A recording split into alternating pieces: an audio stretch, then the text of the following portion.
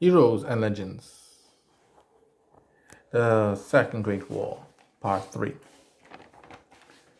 Carl Vaughan Jr., Samar, and John Johnson, two of the top three leaders of the first spin, the royal family. Carl Vaughan Jr. faced part of faced Milio, who had the combined power of great strength and the ability of telepathic powers and the form dimensions. Milio faced him in the space of the Kinkolo. However, Milio made an alter dimension and put them both in to fight, as he claimed. So, you too are a slayer of D-Max, the strongest of your people, it seems. But you do not know that me, my father, and my people have slain many? What makes you think you stand a chance? And Calvon Jr. exclaimed, "It was my fault that I killed Queen Alexa and freed this hell upon the universe. Now, taking out his spirits, I would be the one to correct that wrong and slay you." And Mario laughed and said, "Ha, you really think those little sticks what you have there to destroy my power? I could read your mind, you know. There is no way you could defeat me. Besides," then he began to take control of Calvin Jr.'s body and pushed him around up and down. "I have the abilities of my mother. You cannot stop me." Elsewhere in the Colonian galaxy, Sama, along with her late husband's sword, Silver Destiny, was fighting against Kyra, who was not being touched at all. As Kyra ducked and dodged and flew away, as she could read Sama's movements, I began to use mind control on Sama, who was fighting it diligently with her sword. Kyra realized that the Silver Destiny was a unique sword built by the armor and metals of the Daemonics, ancient planets. Kara explained, where did you got such a sword from?" And then Sama explained she got it from her husband, Kolonina, who got it from his lord, Gideon Bean, who traveled beyond time to the great power. And Kara was noted, the great power? The same thing Michael and Sharon has? What is this? Sama broke out of the control of Kyra. Silver Destiny grew ever brighter. It was a metal that resisted the first being, a metal that had emotions of anger and rage for what had happened to its people and the innocent people that the first being had slaughtered. Kyra knew that her abilities were strong, that she could warp time and space, destroy galaxies at will. However, in this case, Silver Destiny sword was prevented her to use her max abilities against Sama. This was going to be a very interesting fight. The main opponents. John Johnson, the great hero, had emerged over his galaxy of JS, where he chose an abandoned planet to fight, not wanting to put any people in danger. Simler laughed and said, "So, you're the great hero, the leader of the universe. Pathetic. A measly man like you, with your bows and yet your sword. You really think you could destroy me?" His eyes were blazing red, and his silver neon blonde hair blew in the breeze. John Johnson stood firm, said a silent prayer, and declared, "In the name of righteousness and all that is good, I will be the one to destroy you. If I am to fail, then God have mercy upon the universe, for a judgment we all deserve. But I will not allow you to destroy this universe without a decent fight." Simon laughed at him and said, "Dumb fool, if you think you could destroy me. Note, but I am at my full power. And it's been a long time since I faced the challenge.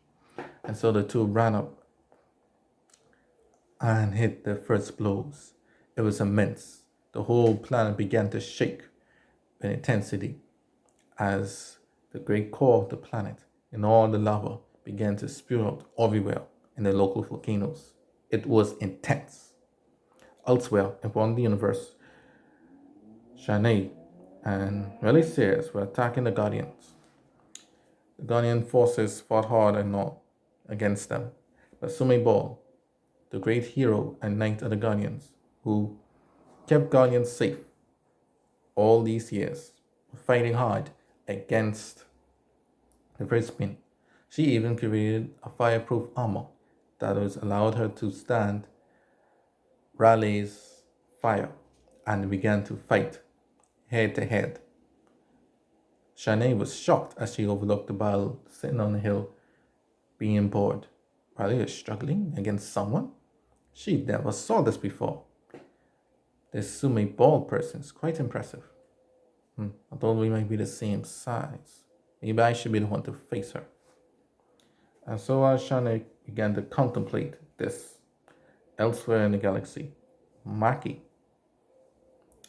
was fighting against the JSJ, JS Ping, John JS, and Caprinia JS, and Clarence JS, and all their allies fought hard against Maki's forces.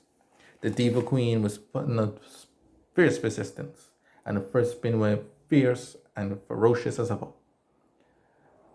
The leaders fought hard, but due to exhaustion and devastating blows, JSJ looked upon his son and said, "My son, carry out the JS name to the very end," as the two were back to back, fighting and slaying enemies. And his son sadly said, but calmly, "Yes, Lord Father." And then they ran from each other and began to slay opponents. But JSJ, after slaying a couple, fell and collapsed. He died in battle. The legend of JSJ was no more. Ping then summoned all of his ice attacks and bombarded the enemy with ice, freezing them and then bombarding them. Maki saw this and entered the battlefield herself to face Ping. The two clashed, but Maki was too strong for Ping, and Ping joined his father in the afterlife. Clarence was stunned. The ancestors were dead, and so Clarence and J.S. John went to face Maki together. Pingyo, hold on the galaxy, as her beloved was facing Simonet, the leader of these hellish hordes.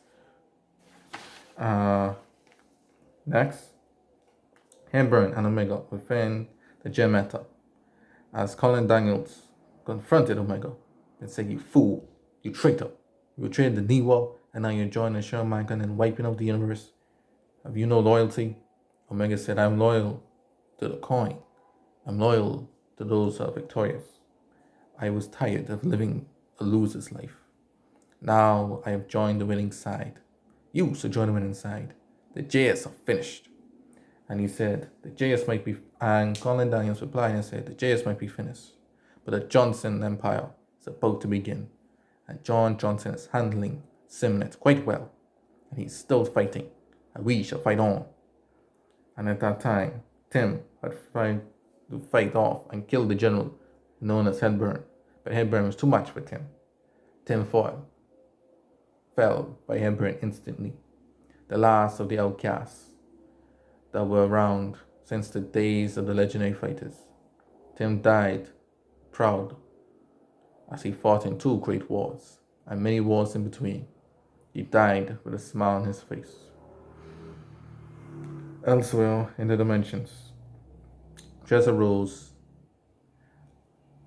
Alba, Universal Alba, and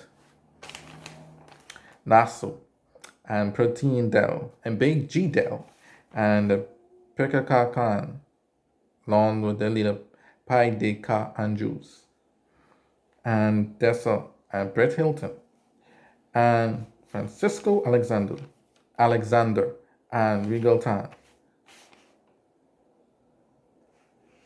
all fought against these trio siblings.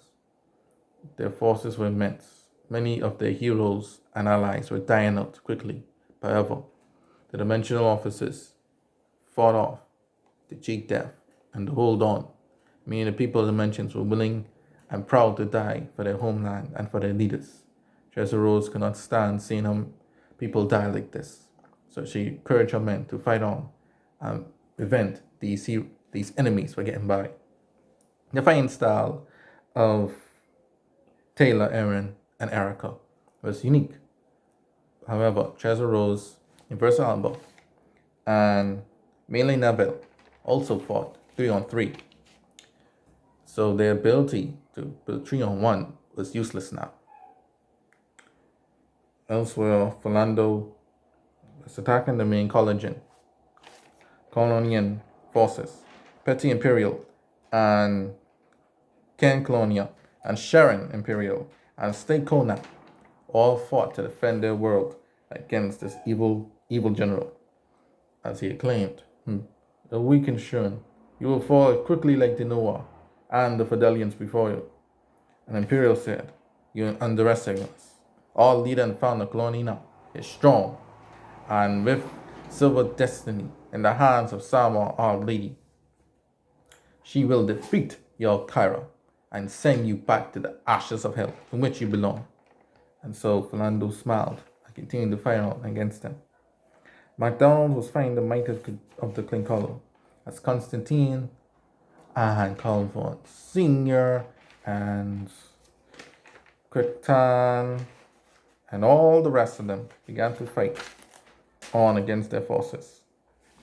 Bohar Air, Leno, Jamie Kinkalo, Mendia, Boko, all of them ganged up on this evil general. MacDonald had never faced such determined forces before and welcomed the challenge of the Kinkalo as they all fought on. Back in Mankan Galaxy, Insurance Mankan was pissed off, screaming and crying. How the hell could this be? How could the complete defeat Karon Bankaron like that? And Calvin, all he did was laugh. Your arrogance and overconfidence has led to your undoing. See, I have men on my side, but may be reluctant to serve me, but they serve me regardless. I use fear and sometimes force to keep them in line, but you allow them to go freely, and has become your undoing. See, Sherman, you ought to learn this lesson the hard way. And as they cried and grumbled, and as York Insurance asked his cousin Mankin Insurance about the situation and that some of their allies were falling and the death of Coron Banker, Mankin Insurance paid no mind. The great power at this point was now maxed out. All he had to do was absorb the power, and he would be the most strongest being that ever walked the universe. And he would wipe out anyone that dared oppose him. All this was going on. Uyui and others arrived at Mankin Planet. Now the sneak away inside the temple was on. Ibaka, who used the sword of oblivion to hide his true intent from his lord, Mankin Shun, felt and sensed Uyui. His entire force was there, the Asu, Ben Nation, Amanamaro, and Deilamo. He gave a signal to them to say soon it would be time to ready to turn their blades against the mannequin, as the naturalists were anxiously to do so, for they were tired of serving the mannequin, our double agents, the entire time. Next, back to the battle, where Supermona was being the holy hell of Cal Blanc, and Benedict was being held back by the entire elite forces of the Scholastican and the Scholastica, was unable to assist. Cal Blanc had never felt this pain before. I never felt pain anywhere, as Supermona was fighting hard and brave in defeating her, using up all her power to hold Cal Blanc back, as she was powerless to overcome him. Calvin Jr. and Emilio were fighting in multiple dimensions made up by the imagination of Emilio Simonet. Calvin Jr. dig deep within him as he used up all his power and said the Dimnak he defeated may have been the last of their race, but that Dimnak was indeed one of the great leaders of the Dimnaks.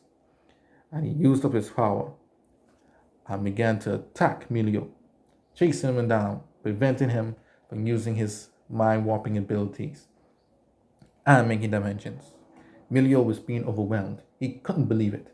All his strength Calvin Jr. was expending. He knew that he would exhaust sooner or later, and so he hoped to withstand it.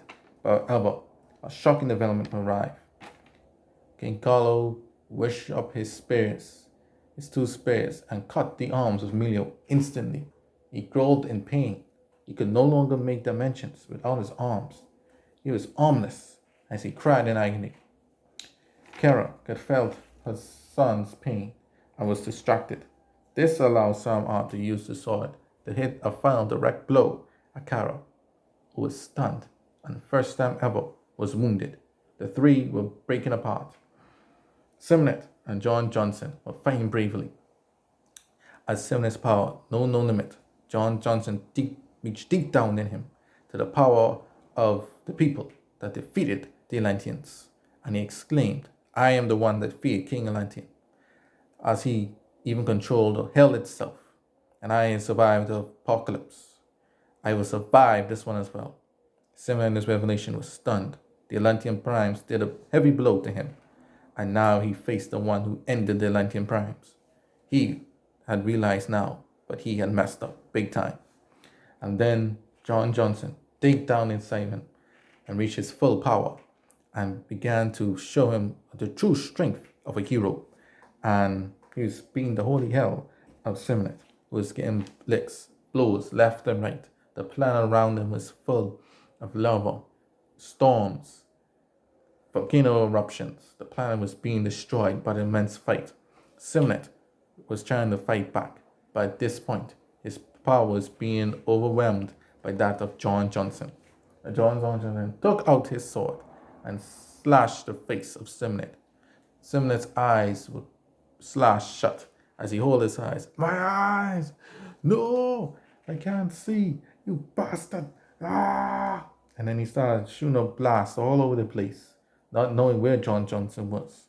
John Johnson then used this momentum to his advantage, and began to slaughter Simnet and use his final attack against him as he wished forward and slammed his entire body within the gut of Simnet. This time, however, he would survive this attack, and Simnet was break down and defeated. And seeing that they were losing, Kara then took her son and her now defeated husband and disappeared. And with this, sensing the end, Shanae had no choice but to call for a retreat. She was reluctant. Retreat? That's not in my vocabulary. I don't know what that means. Damn you, brother. Why you have to be so weak? Oh, yes, retreat.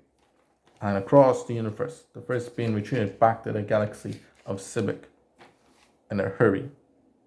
The battle was somehow won. John Johnson, Carl Vaughan Jr., and Samar had waged victory, and a great success, determination of Supermona and Capri also led the way to the universe's survival. Now for the final ending to this chaos.